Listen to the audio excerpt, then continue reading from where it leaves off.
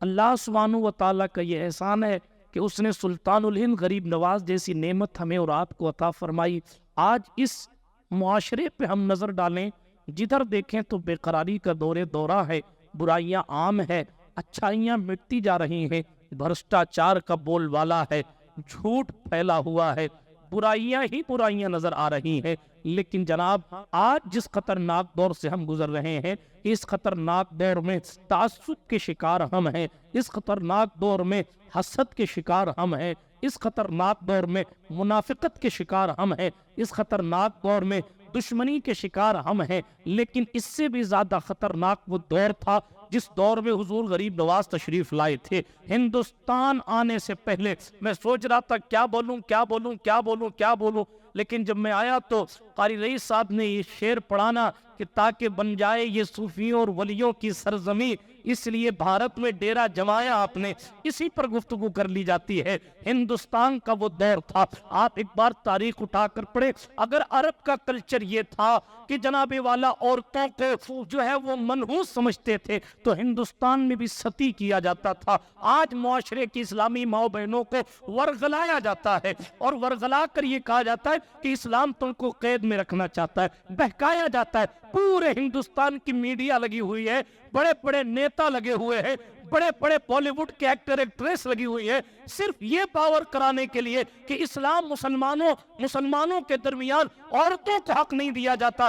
حالانکہ عرب کو چھوڑے، آپ ہندوستان کی تاریخ اٹھا کر پڑھے، ہندوستان میں اگر کسی کا پتی مر جاتا تو اس کے ساتھ عورت کو ستی کر دیا جاتا تھا، اس کے ساتھ اس عورت کو شوہر کے ساتھ جلا دیا جاتا تھا۔ کتنی بھیانک رسم تھی، کتنی خطرناک رسم تھی، کتنے حالات ناگفتہ دے تھے، کتنی کنڈیشن خراب تھی۔ آپ ذرا غور فرمائیں، کسی بیٹی کی شادی 4 دن پہلے ہوئی ہو، اس کی 18 سال کی جوانی ہے، 4 دن کے بعد اس کا پتی مر گیا، تو یہ ہندوستان کی رسم تھی۔ اس 18 سال کی جوان خوبصورت بیٹی کو اس شوہر کے ساتھ اس لیے جلا دیا جاتا کہ انتہائی منحوس خاتون ہے، اس کا سایہ بھی ہم پر نہیں پڑنا چاہیے، یہ انتہائی منحوس خاتون ہے، اس کو اس کے شوہر کے ساتھ جلا دیا جائے، اب اس کو زندہ رہنے کا کوئی حق نہیں۔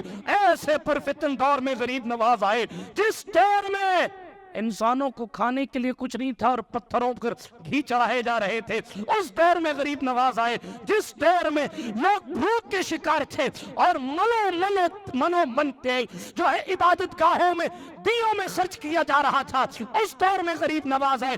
عورتوں کی جس دور میں کوئی عزت نہیں تھی، آپ ہندوستان کی تاریخ اٹھا کر پڑھے، ایک ایک خاتون کے لیے 5 لوگ جو ہے تیار رہتے تھے۔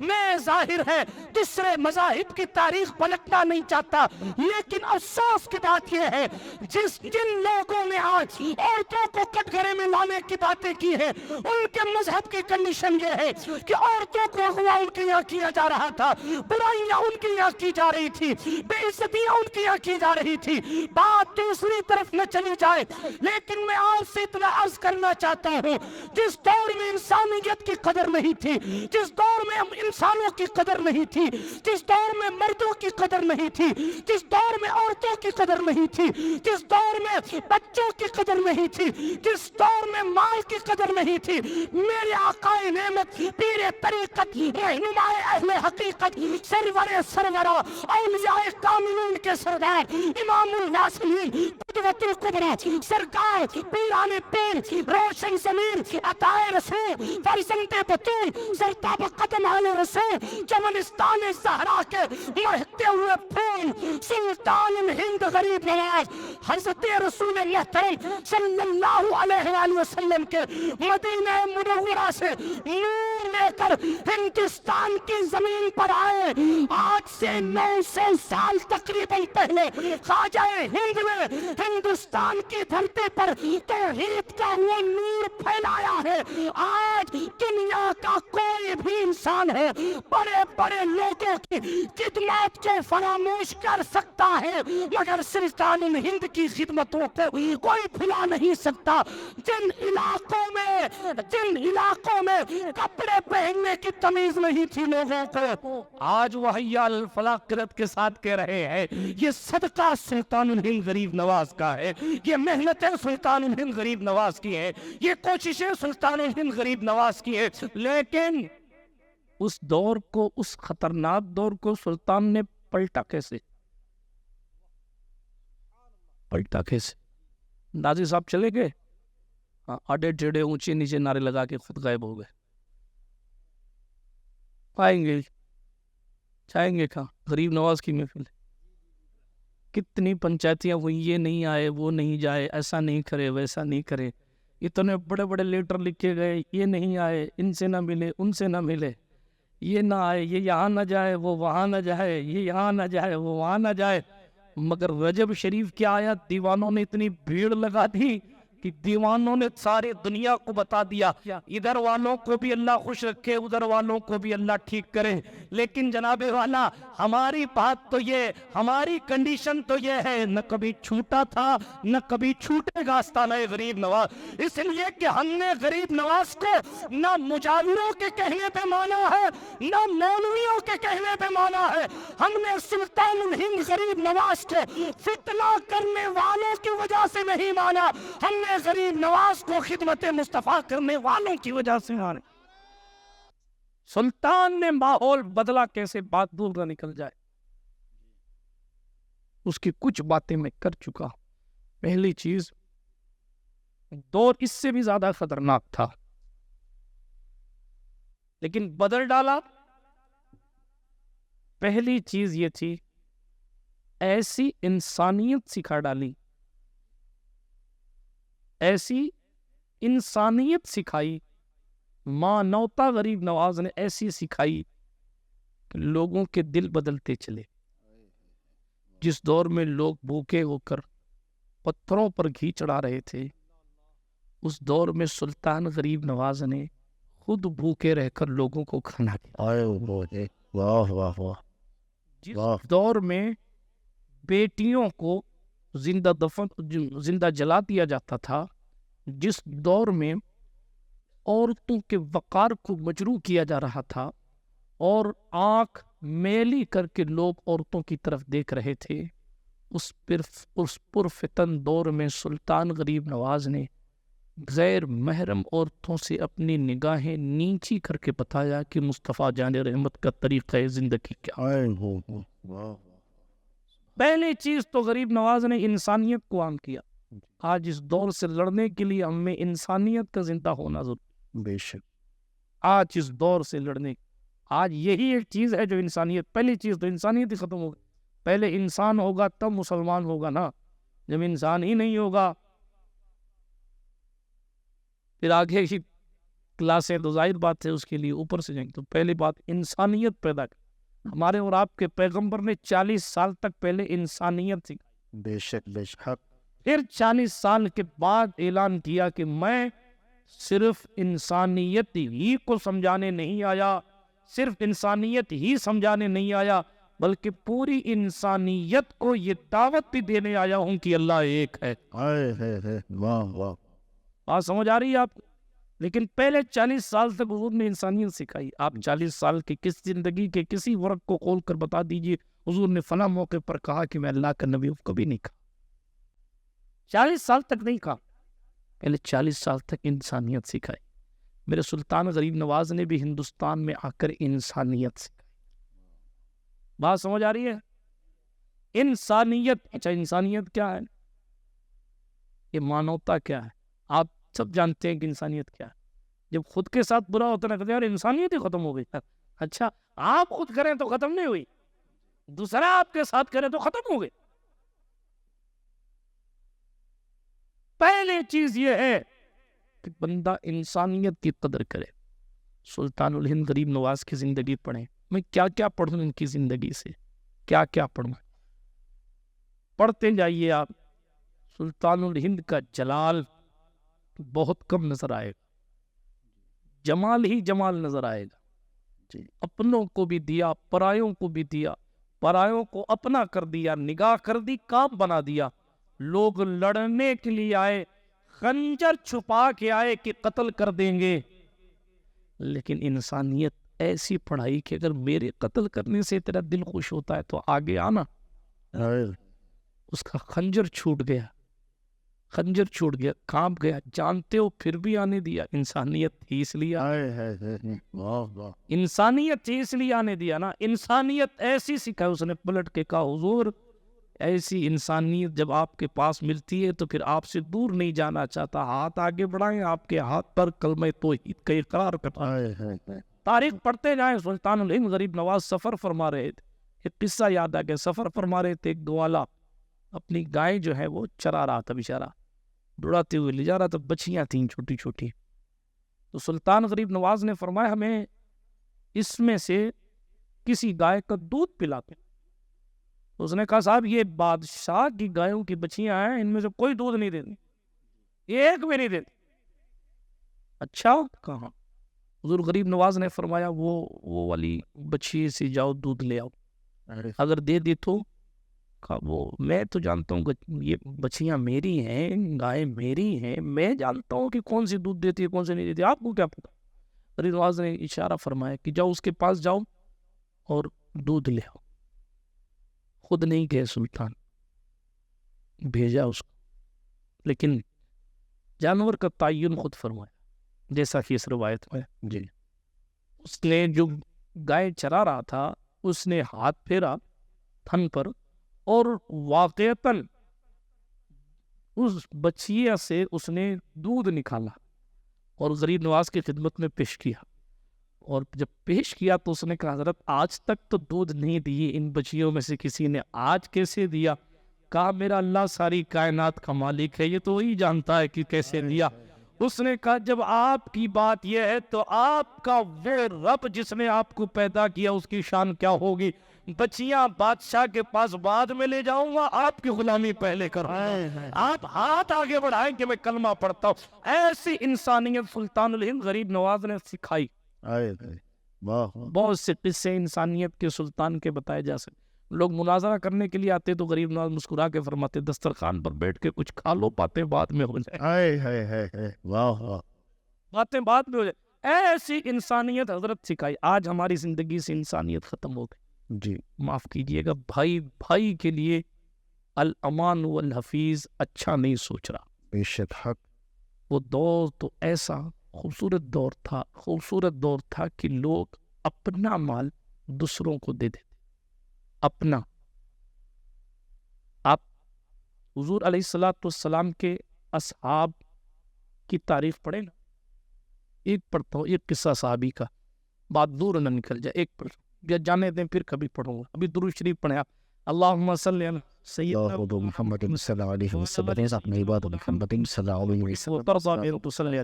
صلاۃ تبقى وتدوم بدوام الملک الحی القیوم. میں جلدی سے اپنی گفتگو پوری کرتا ہوں بڑی تیزی کے ساتھ، اور آپ کو باتیں میری سمجھ میں آ رہی ہیں؟ تھوڑی نہیں آ رہی. یہ میرا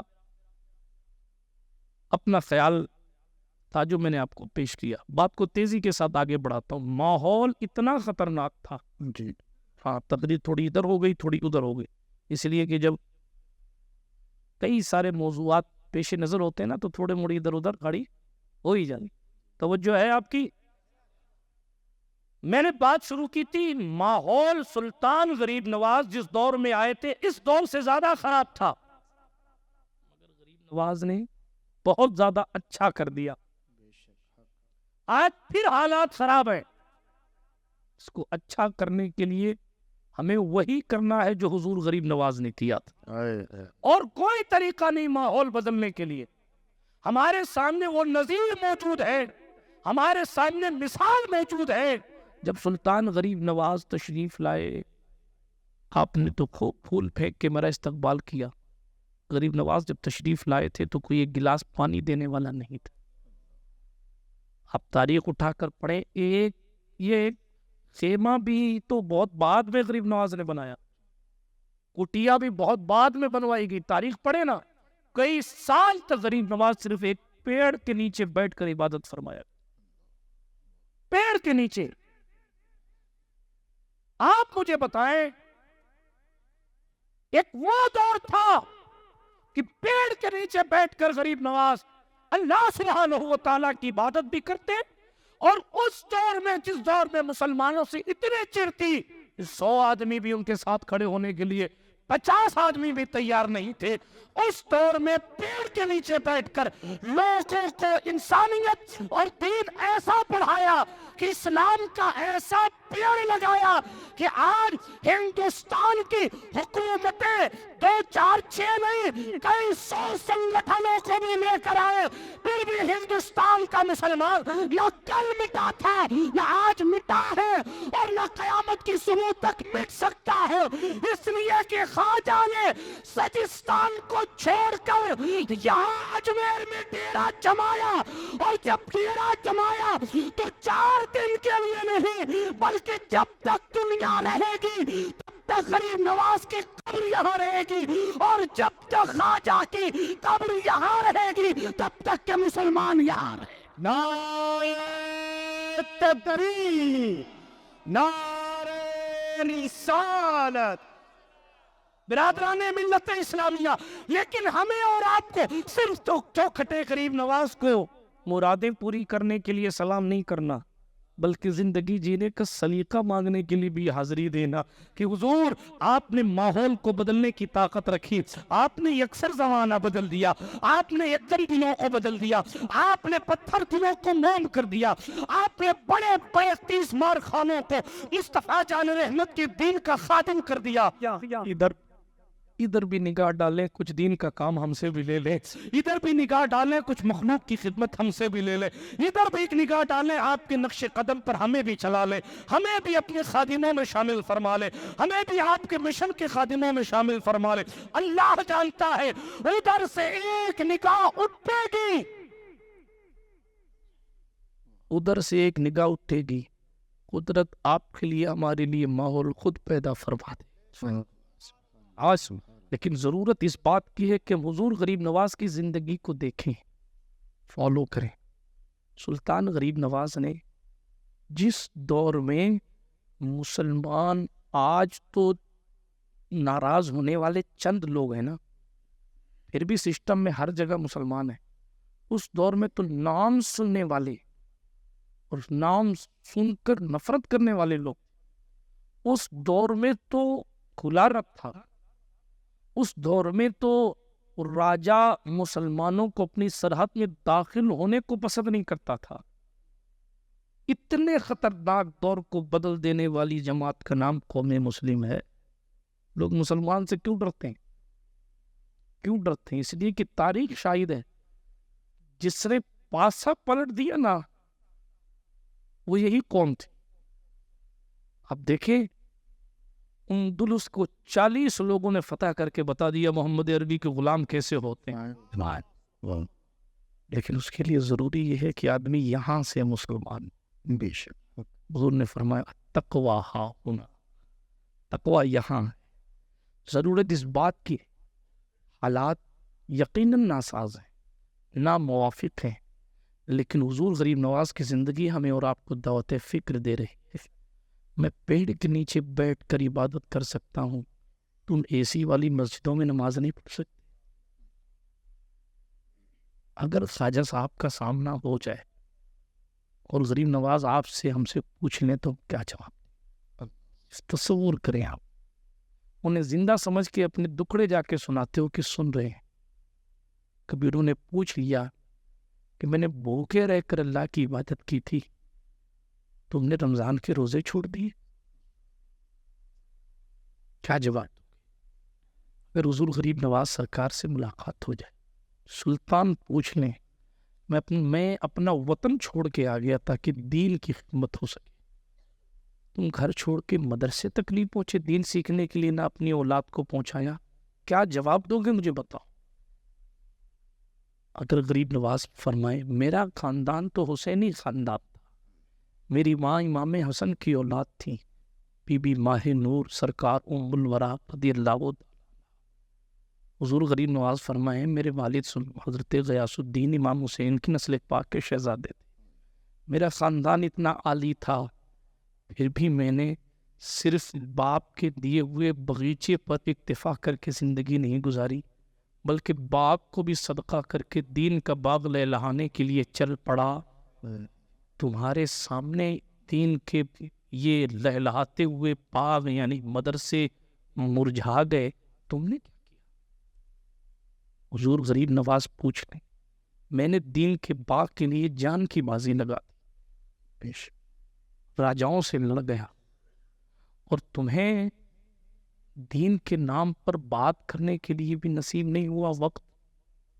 مسجدیں ویران رہیں تمہاری، مدرسے ویران رہے تمہاری، کس منہ سے یہاں آ گئے ہو مانگنے کے لیے؟ اگر وہ کہہ دیں، حالانکہ وہ سخی کہتے نہیں، لیکن اگر وہ کہہ دیں یا حشر میں پوچھیں تو ہم جواب کیا دیں گے؟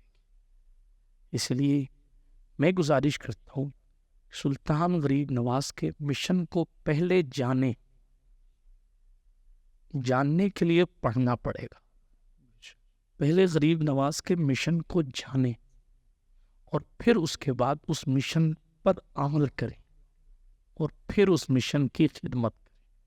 یہ 3 اسٹیپ ہیں، ٹھیک؟ اللہ نے فرمایا قرآن کی آیت کا ترجمہ کر، اے ایمان والو اللہ سے ڈرو اور سچوں کے ساتھ ہو جاؤ۔ سچوں کے ساتھ ہونے کے کئی معنی ہیں، اس میں سے ایک یہ بھی ہے کہ آپ غریب نواز جیسے سچے کو، یعنی شعراء سے یہ بات سمجھ آ رہی ہے، مفہوم کے طور پر آپ کے سامنے پیش کر رہا ہوں، سچوں میں ایک ذات غریب نواز کی، گویا کہ قرآن کہہ رہا ہے اے ایمان والو اللہ سے ڈرو اور غریب نواز کے ساتھ ہو جاؤ۔ ساتھ ہونے کے لیے معنی یہ ہے کہ پہلے آپ جانیے کہ غریب نواز نے کیا کیا، اس کے لیے پڑھیے اور اس کو مان کر پھر اس کو اپنی زندگی میں لانے کی کوشش کیجیے، اور پھر اس کے بعد دوسروں کو اسی طریقے پر لانے کی کوشش کیجیے۔ یہ سلطان غریب نواز کے مشن کی خدمت ہے۔ آپ کے دل میں اخلاص ہوگا، آپ جہد مسلسل کریں گے، سعی پیہم کریں گے، یعنی لگاتار کوشش کریں گے، وہ دن دور نہیں کہ سلطان غریب نواز خود کرم فرمائیں گے، اس لیے کہ قیامت کے صبح تک کے لیے ہندوستان میں دین اسلام پر نگہبانی حضور غریب نواز سرکار کی ہے، اور جس علاقے میں جہاں آپ چلے جائیے اسی شہنشاہ زمانہ اور اسے شاہاں کی خیرات ہے کہ اس نے ہر علاقے کے لیے الگ گل کو چنا ہے۔ حضرت سرکار قطب الدین بختیار کاکی سے لے کر مخدوم اشرف جہانگیر سمنانی اور گلبرگہ کے سید محمد حسینی بندہ نواز گیسو تراز ہوتے ہوئے حضرت امام اہل سنت اعلیٰ حضرت سے ہوتے ہوئے حضور اشفاق العلماء بابا قوم و ملت حضرت مفتی اشفاق حسین نعیمی رحمت اللہ تعالیٰ علیہ کو بھی اس خطہ ہند میں اگر خدمات دین کی اجازت ملی ہے تو وہ غریب نواز کی چوکھٹ سے ملی ہے، وہ سلطان کی چوکھٹ سے ملی ہے، اس لیے کہ حضور نے ہندوستان خواجہ کے حوالے کیا۔ اب خواجہ جسے چاہیں گے اسے ولایت ملے گی، جسے چاہیں گے اسے کام کرنے کا طریقہ ملے گا اور کام کرنے کی توفیق ملے گی، اس لیے وہاں چوکھٹ پہ حاضر ہوں، صرف تمنائیں اور مرادیں نہیں مانگیے، تمنائیں مرادیں ساتھ ساتھ یہ بھی مانگیے کچھ ایسے کام کرنے کی اجازت دے دیں جس سے آپ راضی ہو جائیں، آپ کے رسول راضی ہو جائیں، آپ کا خدا راضی ہو جائے۔ آپ یہ اجازت طلب کیجئے سرکار، بچیوں کی شادی یقیناً آپ کی دعاؤں سے ہوگی، گھر کا مکان یقیناً آپ کی دعاؤں سے ہوگا، لیکن ساتھ ہی ساتھ کتنا بھی کرم فرمائیں، جب میں زندگی کے آخری لمحے میں پہنچوں اور آخری مکان میں جب جا کر پہنچوں تو وہاں نورانیت بھی آپ ہی کے نور سے ہونی ہے۔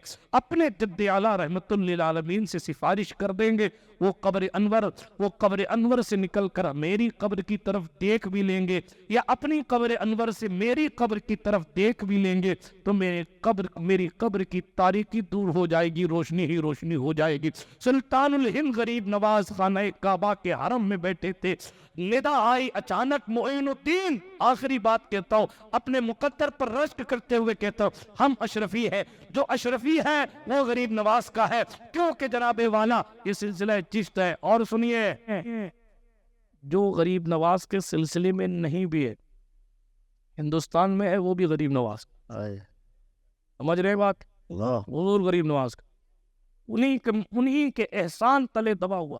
بات کو ختم کرتا ہوں۔ سلطان تشریف فرما تھے حرم شریف، اچانک آواز آئی، معین الدین ہم تم سے راضی ہیں، تم ہم سے راضی ہو، بتاؤ کیا چاہتے ہو؟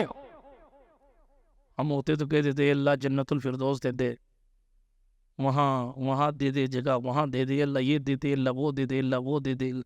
مگر غریب نواز کی خدمت انسانیت دیکھیے۔